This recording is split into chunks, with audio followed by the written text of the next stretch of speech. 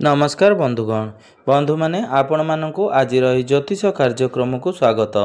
आजिर ए ज्योतिष कार्यक्रमटी मेष राशि व्यक्ति विशेष मानक पई बहुत गुरुत्वपूर्ण अटे, बहुत ही खास अटे।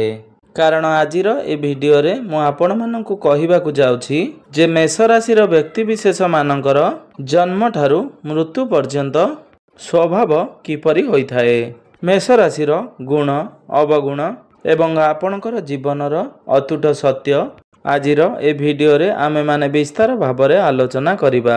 तो बंधु माने आसंतु आरंभ करिबा आजिर एही कार्यक्रमटी को, जहाँकि जन्म राशि एवं चंद्र राशि उपरे संपूर्ण आधारित अटे।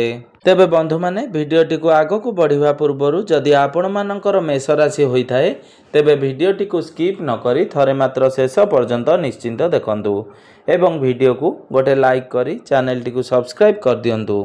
जदि आपण माने सच्चा हृदय रे ईश्वर को भक्ति करुथांती विश्वास करुथांती तेबे भक्ति एवं श्रद्धार सहित कमेंट बॉक्स रे जय श्री जगन्नाथ अवश्य लिखि दियंतु। तो बंधु माने राशि चक्रर 12 गोटी राशि मध्यरु प्रथम राशि हेउची मेष राशि। मेष राशि राशियाधिपति हेउचंती मंगल देव, जिए कि देवता मानकर सेनापति अटंती एवं एही मेष राशि हेउची अग्नि तत्वर राशि। तो बंधु माने सेनापतिर महत्व आपण माने जानिचंती केते महत्वपूर्ण होइथाए। तो मंगल देव हेउचंती देवता मानकर सेनापति एवं मेष राशि को चर राशि बोली माना जाई थाए। एवं मेष राशि रे केतु सूर्य शुक्रंकर नक्षत्र आसी थाए। तो मेष राशि व्यक्ति विशेष माने एपरि होइथांती कि तांकर जन्म समय रे तांकर परिवार व्यक्ति विशेष माने भाबी थांती जे ए पिला बड़ हेले बहुत तेज हेबो। कारण काल पुरुषर कुंडली रे प्रथम राशि हेउची मेष राशि, जे कि आमर मस्तिष्क को दर्शाई थाए। तो जो माने मेष राशि व्यक्ति विशेष होई थांती आपण माने लक्ष्य करिथिबे तो आपण को परिवार रे जदि केही मेष राशि व्यक्ति विशेष थांती बा आपण निजे स्वयं मेष राशि व्यक्ति विशेष अटंती तो आपणकर मुंड बहुत हार्ड एवं स्ट्रांग होइथिबो। आपणकर मेंटालिटी स्ट्रांग होइथिबो एवं आपणकर मुंड मध्य शीघ्र गरम हो जाइथुओ, अर्थात आपण हठात करी रागी जाउथिबे। आपणकर शरीर मध्यरु प्रत्येक अंग प्रत्यंग भितरु आपणकर मुंड सर्वदा गरम रहुथुबो। आपणकर देहर अन्य अंग मानकरु जदि झाल न बाहरथुबो किंतु निश्चिंत भाबरे आपणकर मस्तकरु निहाती भाबरे झाल बाहरुथुबो। मेष राशि व्यक्ति विशेष माने खूब शीघ्र इमोशनल हो जाइथांती किंतु एहा से काहाकू शो करि नथांती। एमाने भितरु जेउ भली होइथांती बाहर को एमाने अलग प्रकार देखा जाई थांती, अर्थात सामना वाला एमानकू बुझी पारि नथांती। अलग व्यक्ति माने आपनकू स्ट्रेट फॉरवर्ड बोली भाबी थांती, से माने आपनकू शॉर्ट टेम्पर बोली कहि थांती। लोक माने आपनक मध्यरे एटीट्यूड देखि थांती। तो आपनक मध्यरे एटीट्यूड तो रही थाए किंतु ताहा पॉजिटिव होई थाए, ताहा बहुत भलो एटीट्यूड होई थाए। मेष राशि जो माने छोट पिला होई थांती से माने गोटिए जगार स्थिर होई रही पारि नथांती। से मानकू गोटिए स्थान रे रहिबाकू पसंद होई नथाए। ए माने बहुत चगला प्रकृतिर होई थांती, भारी दुष्ट स्वभावर अटंती एवं बहुत सिंसियरिटी होई थांती। जेहेतु मेष राशि चर राशि होई थाए सेथिपाई मेष राशि जो माने छोट पिला थांती से माने बहुत दुष्ट एवं स्वभाव रे चगला होई थांती। तो बंधु माने तीन प्रकार राशि होई थाए, गोटिए स्थिर राशि, गोटिए चर राशि एवं दुई स्वभावर राशि। स्थिर अर्थ होई थाए स्टेबल एवं चरर अर्थ होई थाए नो स्टेबल। से माने सर्वदा चंचल रही थांती। तो मेष राशि जो माने छोट पिला थांती सेमानक पई सेमानकर परिवारर सदस्य माने बहुत चिंतारे रही थांती। कारण से माने एते दृष्ट थांती जे से माने गोटिए जगार स्थिर होई रही पारि नथांती एवं से माने गोटिए जिनिस रे शांति होई पारि नथांती। से माने गोटिए जिनिस चाहुथिबे सेमानक मन जानी से जिनिस देला परे माने सेथिरे शांति होई पारिबे नाही बा सैटिस्फाइड हेबे नाही। सेमानकू पुणी आउ गोटिए जिनिस दरकार पड़िबो। तो मोटामोटी भाबरे कहिबाकू गले सेमाने गोटिए जिनिस रे पाई सारिबा परे आउ गोटिए जिनिस को इच्छुक प्रकाश करथांती। तो आपणको गृह रे जदि मेष राशि छोट पिला थांती आपण एही जिनिस को सर्वदा लक्ष्य करिवे एवं सेमाने पड़िकी जेते खंडिया हेले मध्य सेमाने से जिनस को फील करिपारिबे नाही। सेमानक शरीर रे घा किबा खंडिया होइथिले जल्दी सुखी जाई थाए। सेमानक शरीर रे जेउ भी आघात लागि थाए सेमानकु सेतेटा जणा पड़ी न थाए। किंबा जदि सेमानकर स्वास्थ्य खराब होई थाए, ज्वर हेउ ठंडा हेउ किंबा अन्य कोनोसी स्वास्थ्य खराब थाउ सेतेबेले मध्य सेमाने चंचल थांती। आपण सर्वदा तांकु एक्टिव देखिबा पई पाइबे। एहा व्यतीत बापा मां को एमिति लागि थाए त तांकर पिला सेमाने तांकर कथा मानु नाहंती। तो मेष राशि व्यक्ति विशेष मानकर पिता माता माने भाबी थांती जे मोर पिला बड़ होला परे या आम कथा मानिबो नाही, आम कथा आदौ शुणिबो नाही। किंतु मेष राशि व्यक्ति विशेष मानकर द्वितीय भावर अधिपति हेउचंती शुक्र, अर्थात एमाने बहुत खर्ची स्वभावर होइथांती। एमाने धन तो बहुत अधिक रोजगार करिवे, मात्र खर्च मध्य सेही भली करिवे। तो आपनकु 25 किंबा 26 वर्ष हेबा पर्यंत आपनक सहित एपरी होइथाए। अर्थात एही समय मध्यरे आपण बहुत अधिक खर्च करिथांती। 25-26 वर्ष परे आपनकर ए सबुरे स्टेबिलिटी आसीथाए। आपण एहा परे धन संचय करिवार प्रचेष्टा करिथांती एवं 25-26 वर्ष परे आपण आपनकर बैंक बैलेंस को बढ़ाइबा पई चिंता करिथांती। आपण 25-26 वर्ष बयस पूर्वरु आपण ए सबुरे कंट्रोल रखि पारि नथांती। आपण कोटी कोटी टंका खर्च रोजगार कले मध्य ताहाकु आपण खर्च करिथांती। एहा परे आपणकर तृतीय भावर अधिपति हेउचंती बुध देव, अर्थात आपणकु बुलाबुली करिबाकू बहुत आनंद आसीथाए। आपण प्रायतः बुलाबुली करिथांती। आपणक मध्यरे टिके पिलालियामी स्वभाव देखा देई थाए। अर्थात आपणकर जो माने फ्रेंड्स अछंती बा आपणकर फैमिली मेंबर माने भाबी थांती आपणक भितरे गोटे छोट पिलार स्वभाव रहिछि, पिलालियामी भलिया होछि। किंतु जे माने आपणकु जानंती नाही से माने आपणकु मैच्योर बोली भाबिबे।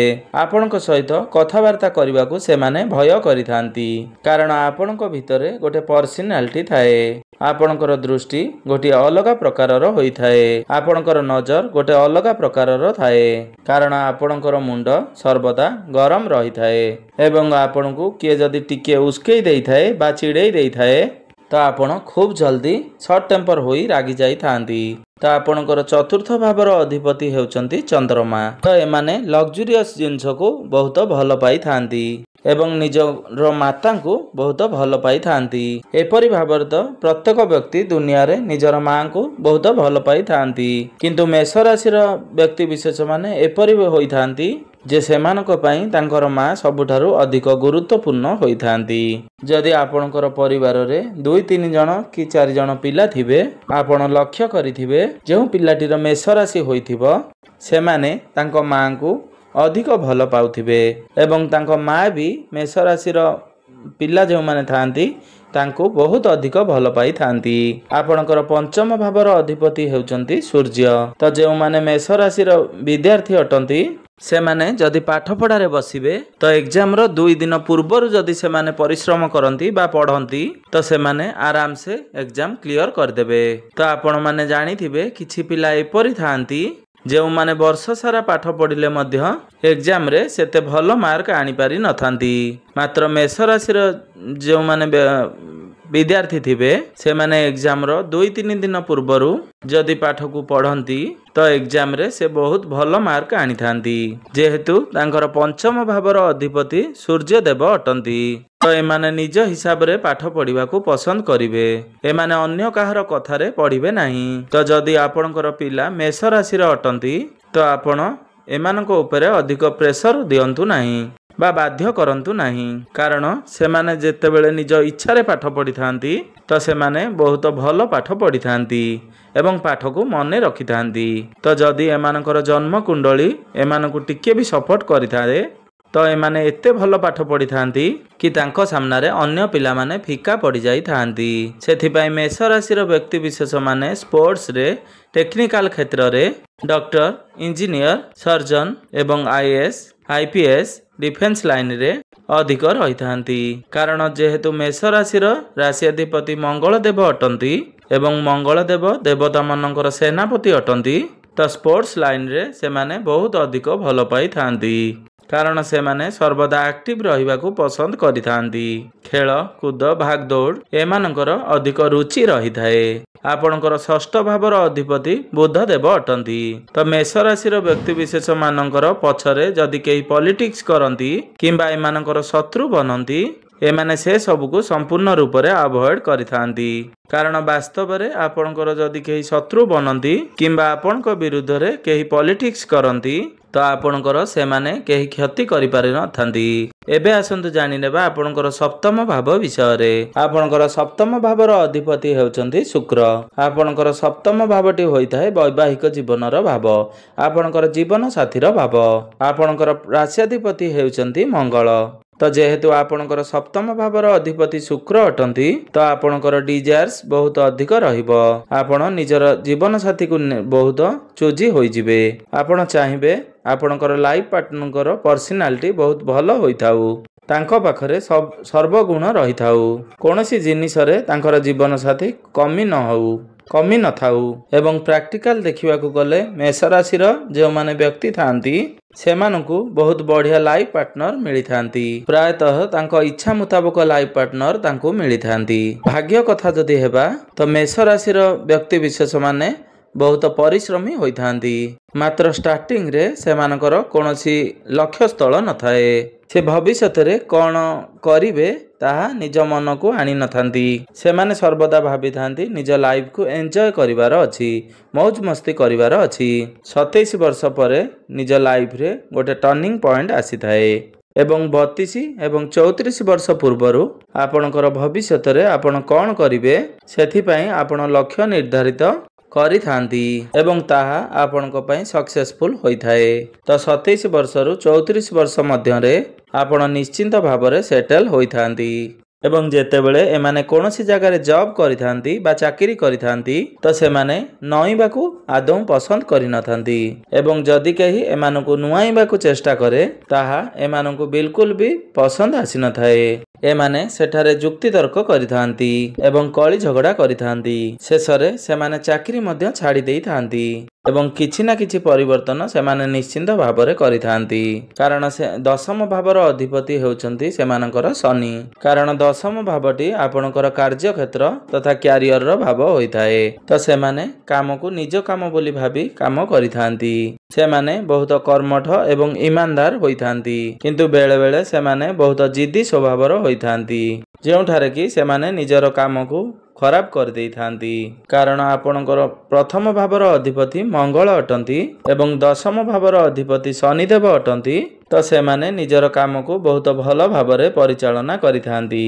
ଯେତେବେଳେ କୌଣସି ବ୍ୟକ୍ତି ତାଙ୍କର ମାଇଣ୍ଡକୁ ଡାଇଭର୍ଟ କରିଥାନ୍ତି ବା କିଛି କଥା ସେମାନଙ୍କୁ ଖରାପ ଲାଗିଥାଏ ତ ସେଠାରେ ସେମାନେ ନିଜର କାମକୁ ଛାଡ଼ି ଦେଇଥାନ୍ତି। ତ ଆପଣଙ୍କୁ ଏସବୁଥିରେ ନିଜ ଲାଇଫରେ କଣ୍ଟ୍ରୋଲ କରିବାକୁ ଅଛି। ଏହାପରେ ଯେଉଁ ମେଷ ରାଶିର ବ୍ୟକ୍ତି 40ରୁ 45 ବର୍ଷ ହୋଇଯିବେ ତ ଯଦି ସେମାନଙ୍କ ପାଖରେ କିଛି ବି କାମ ନଥିବ ସେମାନେ କିଛି କାମ ନିଜ ପାଇଁ ବାହାର କରିଦେବେ ବା ଖୋଜିଦେବେ। କାରଣ ମେଷ ରାଶିର ବ୍ୟକ୍ତିବିଶେଷ ମାନଙ୍କୁ ବସି ରହିବାକୁ ପସନ୍ଦ ଆସିନଥାଏ। ସେମାନେ ଅଳସୁଆମୀ ପସନ୍ଦ କରିନଥାନ୍ତି। ସେମାନେ ବହୁତ କର୍ମଠ ହୋଇଥାନ୍ତି। ବସି ରହିବାକୁ ଆଦୌ ତାଙ୍କର ପସନ୍ଦ ନଥାଏ।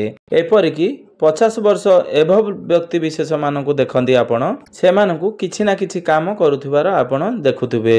ବ୍ୟାୟାମ ହେଉ, ଯୋଗ ହେଉ, ଏକ୍ସରସାଇଜ ହେଉ, ପ୍ରାଣାୟାମ ହେଉ, ଗାର୍ଡେନିଂ ହେଉ, ଯେକୌଣସି କାର୍ଯ୍ୟ ହେଉ ସେମାନେ ନିହାତି ଭାବରେ କରୁଥିବେ। କାରଣ ଯେହେତୁ ମେଷ ରାଶି ଚର ରାଶି ଯେ ଅଟେ ସେମାନେ ଗୋଟିଏ ସ୍ଥାନରେ କଦାପି ବସି ପାରିବେ ନାହିଁ ଏବଂ ଆଳସ୍ୟ ସେମାନଙ୍କ ମଧ୍ୟରେ ଦେଖାଦେବ ନାହିଁ। ସେମାନେ ଅନ୍ୟମାନଙ୍କୁ ବୁଝାଇବେ ଏବଂ ଅନ୍ୟମାନଙ୍କୁ ଜ୍ଞାନ ଦେବେ। ତ ବନ୍ଧୁମାନେ ଏହା ଥିଲା ମେଷ ରାଶିର ଜନ୍ମଠାରୁ ମୃତ୍ୟୁ ପର୍ଯ୍ୟନ୍ତ ଅତୁଟ ସତ୍ୟ କଥା। ତ ବନ୍ଧୁମାନେ ଯଦି ଆପଣମାନଙ୍କର ବି ମେଷ ରାଶି ହୋଇଥାଏ କିମ୍ବା ଆପଣଙ୍କର ପରିବାରର କୌଣସି ବି ସଦସ୍ୟଙ୍କର ମେଷ ରାଶି ହୋଇଥାଏ ତ ଆପଣ ନିଶ୍ଚିନ୍ତ ଭାବରେ ଜଣାଇବେ କମେଣ୍ଟ ବକ୍ସରେ। ତ ବାସ୍ତବରେ ଏହା ସତ୍ୟ ଅଟେ ବୋଲି ନିହାତି ଜଣାଇବେ। ତେବେ ବନ୍ଧୁମାନେ ଆପଣଙ୍କର ଜୀବନ ମଙ୍ଗଳମୟ ହେଉ, ଏହା ହିଁ ଈଶ୍ୱରଙ୍କ ନିକଟରେ ମୋର ଏତିକି ପ୍ରାର୍ଥନା। ଧନ୍ୟବାଦ।